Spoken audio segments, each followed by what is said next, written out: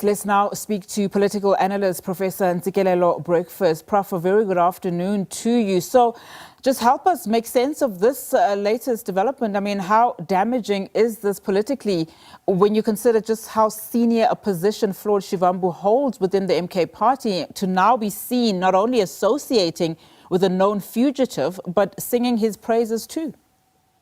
Well, it's a setback to his prospects as someone who stands a chance of becoming a Secretary-General of one of the largest political parties. I mean, MK is in the top 3 of the biggest political parties in the country. So you're not talking about a small political party. So in the beginning, I thought maybe he was there on behalf of his party on a mission to raise funds on behalf of his party. I was taken aback by the turn of events that he was there by himself. And for me, the question that begs is, what's in it for him, out of this? Is it maybe an economic exchange? I don't know. I mean, why would you downplay the rule of law? And by so doing, you elevate a person who has not accounted for his actions, someone who has been accused of rape, fraud, and so it's really a setback. And I'm over the moon that his party has taken a swipe at him.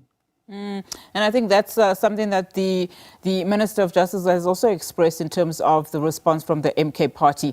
I mean, both the MK party and Shivambu insist that this was a visit by Shivambu in his personal capacity. But when you consider that, the MK party's own constitution, for one, speaks to members that must uphold the integrity and the reputation of the MK party, I mean, do you think that this visit may signal a disregard for the rule of law, or can it just be dismissed as political theatre, as some people, are suggesting?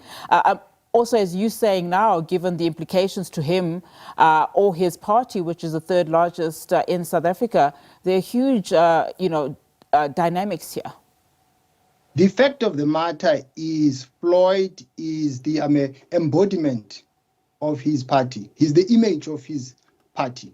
So it's quite difficult to separate himself as Floyd from the office that he holds. That's why I'm saying that in the beginning, my reading of the situation was that he was acting on behalf of his party. And it turned out that he was acting on behalf of himself. So yes, he comes across to be disregarding the ethos of the party, what the party stands for.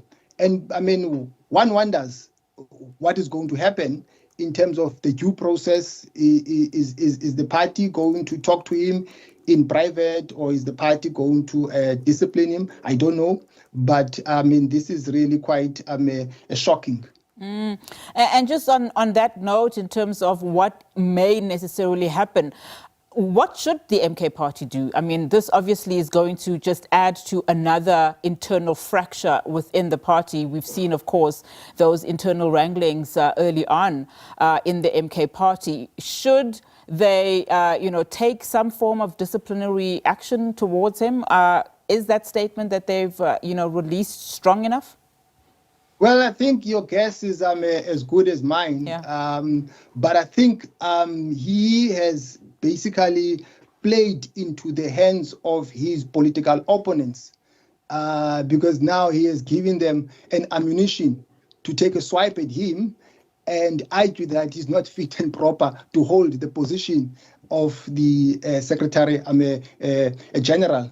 But if the party decides to institute discipline against him, I think the party will be within its right. Because he of all people, he should never have done that. He should never have gone there. But again, the question begs, what is it that he wanted to get out of this? Surely there must have been something. And I mean, a lot of people also saying the same thing, Prof, to say, what is the end game here? You know, just given the implications. Also, most parties are really trying to garner as much support in the by-elections that we are currently seeing, in the next election in 2026. So the focus really should be about strengthening, membership and also internally. I mean, given the fact that now the MK party is sitting in this position whether it wants to or not, they have to face, they have to face this as a challenge. Just given the fact that they now have to deal with this, what does it mean for them in as far as their membership is concerned, in terms of, taking a stance to Floyd? It might hurt them either way, don't you think? Well, it depends how the party clears the air. The party needs to set the record straight. I think, the rationale surely behind this was to frame a discourse by projecting a Bushiri as someone that is doing good things for the country. It was not a visit in good faith, and it looks like the person who stood a chance to benefit out of that was Floyd and the other person. So I think it was an arrangement between them, a win-win arrangement. But surely it was not done on behalf of the people of the country.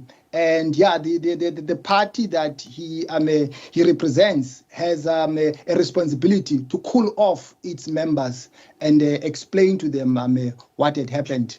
But it might not be a major blow to the party, depending how they clear the air. Yeah, I would imagine that the person that actually needs to do that explanation would be Floyd Shivambu himself. But Prof, thank you so much for your analysis. Really do appreciate it. Political Analyst Professor Ntsikelelo Breakfast there for us.